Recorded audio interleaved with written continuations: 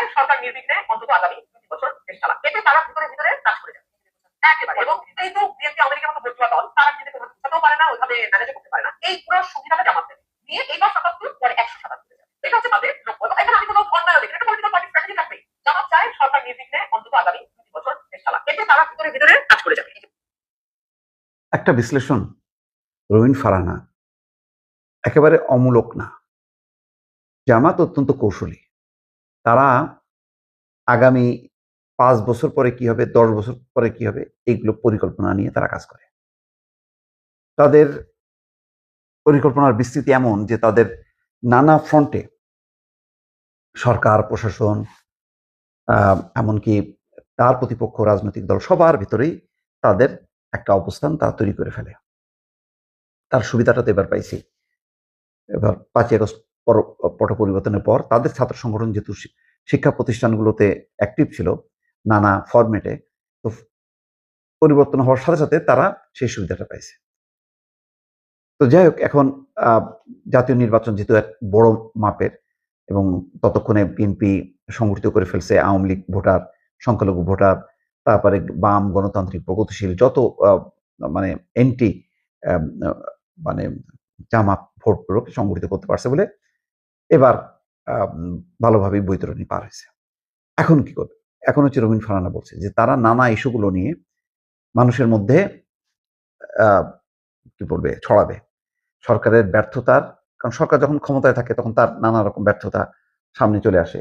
আইন শৃঙ্খলা পরিস্থিতি, অর্থনৈতিক পরিস্থিতি, তারপরে ক্ষোভ বিক্ষোভ গুলো, যেমন দেখেন এবার বলা হচ্ছে যে ইন্টারমিডিয়েটের শিক্ষার্থীদের আন্দোলন, সেই আন্দোলনেও সেখানেও নেপথ্যে শিবির কলকাঠি নেড়েছে, কোনো কোনো ক্ষেত্রে তারা নিজেরাও অংশ নিয়েছে। এটা অভিযোগ।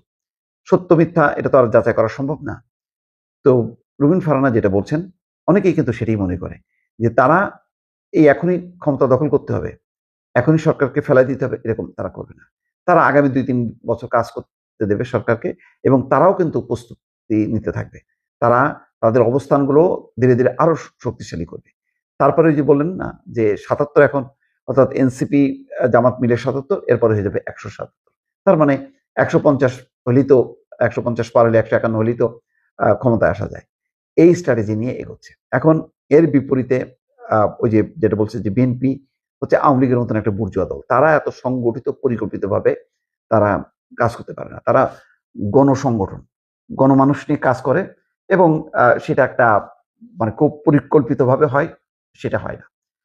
জামাতের এখন কৌশলের বিপরীতে বিএনপি যদি কৌশলী হয়, বিএনপি যদি বৃহত্তর গণতান্ত্রিক শক্তি, ঐক্য গড়ে তুলতে পারে এবং মানুষকে যদি উদ্বুদ্ধ করতে পারে, যে যেমন আজ কালকে তিনি বলেছেন যে সন্ত্রাস, উগ্রবাদ, চরমপন্থা, এই উগ্র বা চরমপন্থা এটা খারাপ কি, মানে এটা দেশ ও জাতির জন্য কিভাবে এটা ক্ষতিকর, সেই বিষয়টা যদি, চেতনাটা বা বক্তব্যটা যদি মানুষকে কনভিন্স না করতে পারে, তাহলে মানুষ কিন্তু এই কঠিন কঠিন শব্দের অর্থ বুঝবে না। তো সুতরাং বিএনপিকে এখন মানে যতটা সহজে জামাত তার রাজনীতিটা করতে পারে একটা ধর্মকে ব্যবহার করে, বিএনপির জন্য কাজটা কঠিন।